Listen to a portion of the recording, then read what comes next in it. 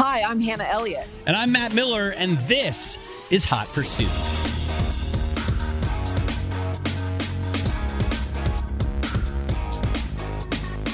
All right, welcome to the first episode of our new podcast. Hannah Elliott from Bloomberg Pursuits and me, Matt Miller from Bloomberg Television. We're going to walk you through everything that's hot in the world of autos and motorcycles. I point out, that's Hannah, right, because Ducati has released a brand new version of the Multi Strata.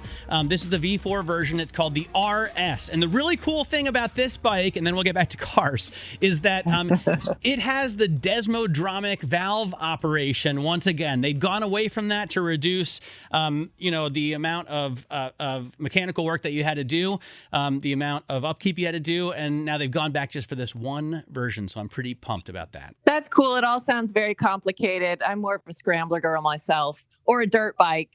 I love a dirt bike. But of course, we're focused mainly on cars, and you have been very much focused on the Mercedes G Wagon. So we're going to talk about that. We're going to talk about a trip that you recently took to Austria to test out a new version of that. We're also going to talk about a couple of the vehicles that we're driving, which I think people might cross-shop with the G Wagon. You know, wealthy people that are looking for some kind of big, gigantic SUV that has a lot of power behind it. And then we're going to talk about the new car that I recently bought, which maybe is kind of the other end of the spectrum. It wasn't very expensive. Yes. It's not an SUV, and it's like a dinosaur. So we'll talk about my Dodge Challenger RT Scat Pack wide body. Unfortunate name. Notwithstanding, I have to say, every time when you say that name, I cringe. I think of like Dean Martin and, Frank Sinatra. Sammy I'm sure Davis Sinatra Jr. was out there in a mopar type car. I don't know the history, but I think that's why they call it that. Anyway, let's kick it off with the G Wagon. So this is, I think, one of the coolest vehicles in automotive history, and I would say you probably agree because you're a big fan. Tell us about what you did over the weekend.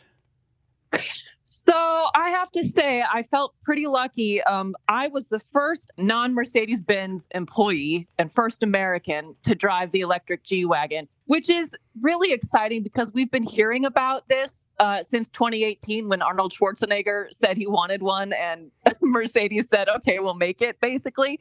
This was back at the G Wagon launch in Detroit, which, Matt, I think you'll remember well. Yes. But yeah, all of that to say, I went to go drive it in Austria on the Shekel Mountain, also pronounced Jeckel, if you want to twist that T in there. It's a proving ground in Austria where Mercedes tests all of their G Wagons.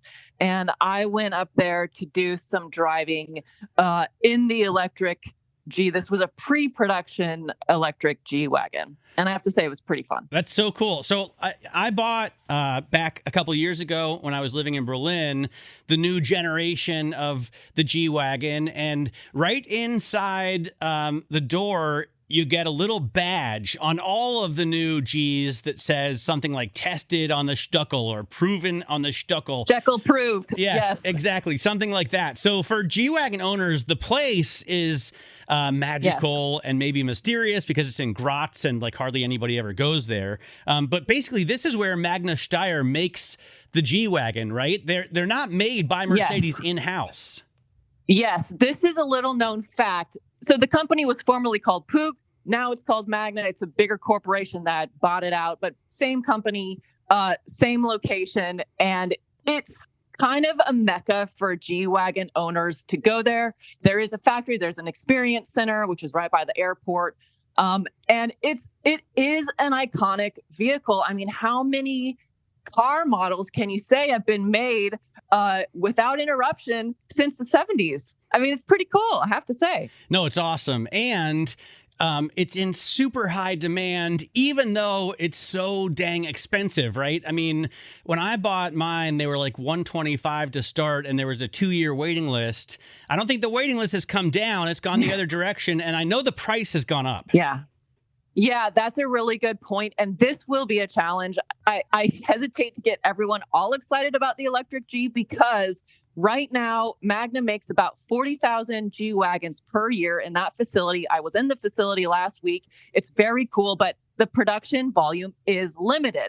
And I've asked Mercedes, hey, how are you going to add in all of these extra electric G Wagons on top of your maxed out production line? And they say they have a plan. They say they're going to have flexible shifts. They're currently running 2 shifts, 5 days a week at Magna. They don't want to tell me if they're going to add a 3rd shift. Apparently, overnight shifts are tricky. You tend to get more fabrication errors in the overnight shift, so they don't necessarily want to go to a 3rd overnight shift. But bottom line, yeah, last year there were 2-year wait times for new G Wagons, and Mercedes actually stopped taking orders on the G. It got so bad.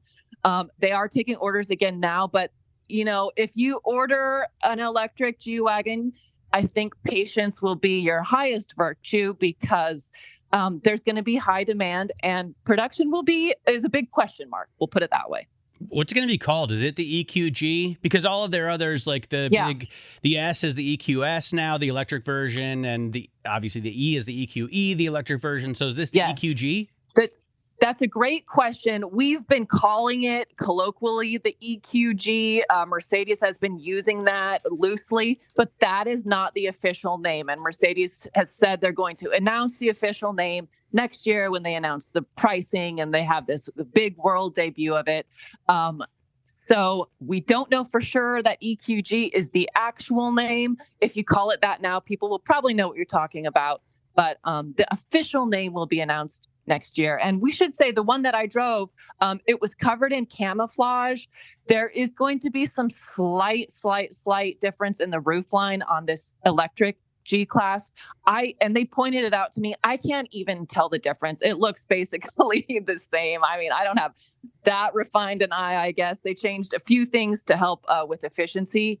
But we'll know a lot more next year. It's going to debut in 2024. I just have one question before we go on to competitors that you and I are driving this week. On the interior of my G500, the European versions were called that, the US version, the G550, kind of the base model. They didn't use the new MBUX. They didn't use the new infotainment system. We still had the old one. Were you able to suss out what they're going to use in terms of the interior electronics package on the new one? I have to believe that they're going to use the new system. The one that I drove was draped in a black cloth. I knew it. Although they did lift up. We were lifting up the cloak, so to speak, to change certain off-road modes, to do the rock mode, to do the G turn. I should talk to you about that in a second. And it looks like the new system is in there. Don't quote me on that, but it would be ridiculous for them not to put it in. So I'm like 90% sure that it'll be in there, and I think that's what I saw. The G turn, I have to talk about this briefly. So Mercedes is doing this G turn in the new electric G, which basically you push a button and it flips the whole thing around in a 360-degree circle without going forward or backward. It just does a spin, basically. Yes. And I think this is becoming a thing. Like, remember the crab walk from the Hummer, the electric Hummer, and then the Cadillac electric Escalade has valet mode, which self parks. I feel like all of these new electric SUVs think they have to have one party trick up their sleeve, and the G turn is the party track. All right, so the new G Wagon is going to have rear wheel steering, then, is my takeaway. Yeah. Let's talk about the other big, expensive, at least partially electric SUV that you're driving right now, which is really controversial. The BMW XM. I already spent a week in it, so I have my own thoughts. And I think everyone who comes even near this thing has thoughts. So what are your thoughts on the BMW XM? My thought is it's ugly. It's big and it's ugly. I can't look past the wheels, which are just these big chrome brake things, discs. It's just big and lumbering. I'm not necessarily bothered by our new beaver tooth BMW grill, which this has. Those don't bother me. It's just the whole thing. It's Matt, I think I heard you say the other day, you kindly referred to it as brutalist, which maybe, I mean, that would be a kind way of describing it. But And, the exterior it just looks rather unsophisticated. And then, of course, the interior has some design notes that I raise my eyebrow at, especially the ceiling, which is kind of like a Eastern European nightclub in the 90s. I totally know what you mean. Yes, it's like lined and suede, and it's got mood lighting, and there are like sort of uneven ridges all across the top. It looks a little bit like a mountain range, maybe. I'm not sure what they were going for. But that's just the looks. I've got a lot of other thoughts about how it drives too. I mean, I think it's more expensive than the G Wagon. Yes, I do think it has a brutalist look. It is very aggressive. It's imposing, and I like that. It's very big and massive. The Germans would say wuchtig, which I think is a really fitting way to say it. I love the badges on the back. They have two BMW insignias on the top sides, each side of the windshield, which is kind of like what the M1 had on its flying buttresses, if that's what you call those things. This is the only other dedicated M car that they've made. There won't be any other base version. It's only an M vehicle. I don't understand why they detuned the V8, which is in the X5M. It's more powerful in the X5 than it is in this. And this is supposed to be their pinnacle, like Halo vehicle. And I also don't understand why they left out air suspension. I guess the engineers thought it would be troublesome for some reason. But if I'm going to pay $160,000 before I check any boxes, I definitely want air suspension. And I want like some kind of sunroof or panoramic moonroof or something other than the horribly ugly headliner that they've put in there just for design cred. Yeah, I have to agree. I think it's wildly expensive. And the engine does sound and feel really unsophisticated to me. That was my overall take. It just felt very unsophisticated, but not in a cool, like, muscly way. It just felt rough. And I think we have to give them props. This is a 644 horsepower vehicle. It's their most powerful vehicle, I think, at the moment. I need to check that, but no, it is. It does 0 to 60 faster than the G Wagon, and I love the G. And it weighs more. Really fast. Yeah, and I stomp on that thing, and I can pretty much dominate Beverly Hills if I want to. And yes, I have been. I apologize to anyone who's been around me lately driving this, because it does make you feel a little bit bossy. But it's just, it's long. It's over 16 feet long. It's just a brick. It's a fast brick. The anti-roll bars are so strong that it's really impressive in a vehicle of that size and weight. But otherwise, it's comfy. But obviously, it's for such a big vehicle, it's going to be comfy, and it's kind of luxurious. But that's what you expect when you pay $160,000. So, and I do like the screen. There's that curved screen in the dashboard. Nice. Yeah, no, they did some okay things with it, but it should be firing on all cylinders. Yes, agree. Plus electric power. Agree. Speaking of unsophisticated, I'm driving the Jeep Wrangler Rubicon 392 right now, which is obviously the car that you reviewed in 2021. And I love that you pointed out back then that you thought it was too expensive at like $75,000. And now, less than 2 years later, I'm driving it, and the base model costs $93,000 before you check any boxes as well. So like the price has gone up 23%, and it is awesome. It's so much fun. It's so loud. I drive over every curb that I can. Today I just crossed over a median from an interstate to a service road, and I think you have to, or you get your license revoked. But man, is it expensive? Why is it so much? Yeah. This is a case of an arms race in terms of pricing for these SUVs. And I thought it was expensive when I drove it 2 years ago. And Jeep is charging this much because they know people will pay this much. It's crazy the amount of brand loyalty people who buy Jeeps have. This is another icon. I mean, we were talking about the G-Class being an icon. The Jeep is older than the G. We have to give props there. And it is so beloved. And, when I drove it, it was in Moab. I was out there with Jim Morrison, not the cool Jim Morrison. Not the dead Jim Morrison. Yeah, not the dead Jim Morrison. The vice president of Jeep. And he told me that basically 100% of them leave the shop with heavy modifications on them. So people are already pricing them way higher than the starting price. Right. So when we see a MSRP of close to 100,000, I think we can assume that most of them don't even leave the factory at that price. Yeah, you're definitely not getting off the dealership. Yeah, without paying six figures. Yeah, and I don't think the Jeep Rubicon is a luxury vehicle, but they're certainly putting their pricing up where it feels like they're aspiring to be considered among some of these other luxury SUVs that are expensive. And it's all margin. Like if I look at the Jeep Wrangler 392 at $100,000 out the door, and I remind myself that you can buy a Dodge Challenger scatpack wide body for $60,000, and it's got the same engine, and it's also got all the bells and whistles over the base Challenger. So, and they're charging an extra $40,000 for the Jeep. It's just insane. Crazy. By the way, I did just buy that Dodge Challenger, and I want to talk about it with you for a second because I got it since this is the last call, right? This is the last year they're making these. And this is like the oldest, must be one of the oldest cars in production. From a G-Class standpoint, they go back to the 70s. They redesigned it once. Sure. This hasn't been redesigned since 2007, with the exception of putting on that's a good thing. Bigger fenders. I think it's cool because it's still attractive, at least in my opinion. And obviously, it's totally subjective. But this 6.4 liter V8 is so much power, but they put it in such a huge boat that half the time I'm just spinning my wheels, which is frankly a lot of fun. I do it a lot. And after 2 weeks, I'm almost done with this set of tires.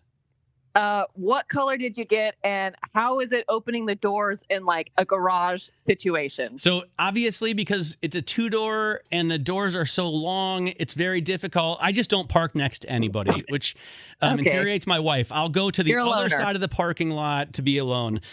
In terms of the color, it's F8 green, like an army green, which is a very cool. I think it's a throwback to the 70s, as are all of Dodge's colors.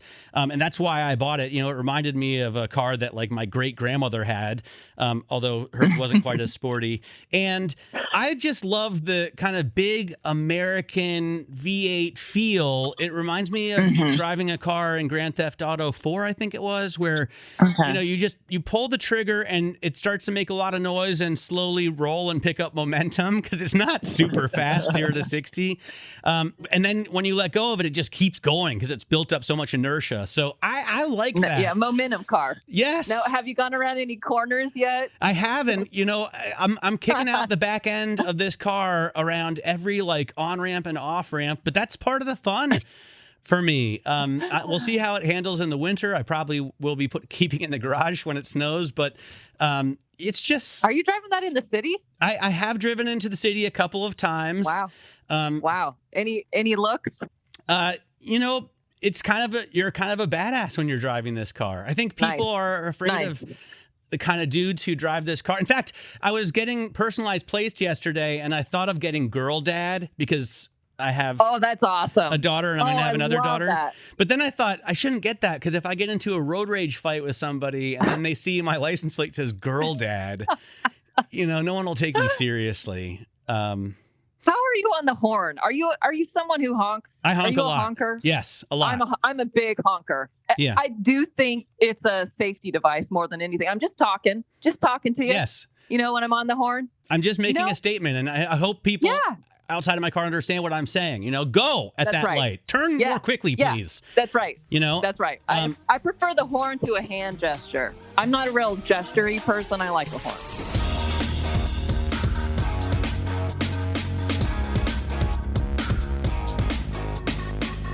All right, that's going to do it for our first episode of Hot Pursuit. I'm Matt Miller. You can catch me on Bloomberg Radio weekdays from 10 a.m. to 1 p.m. I'm on Bloomberg Television weekdays from 1 p.m. to 2 p.m. My Instagram is MattMiller1973, and you can always catch my weekly car segments, What's Matt Miller Driving This Week, on YouTube. And I'm Hannah Elliott. You can find my writing on Bloomberg Pursuits, which is on Bloomberg.com. You can also find me on X, formerly known as Twitter, at Hannah Elliott. That's 2 L's and 2 T's.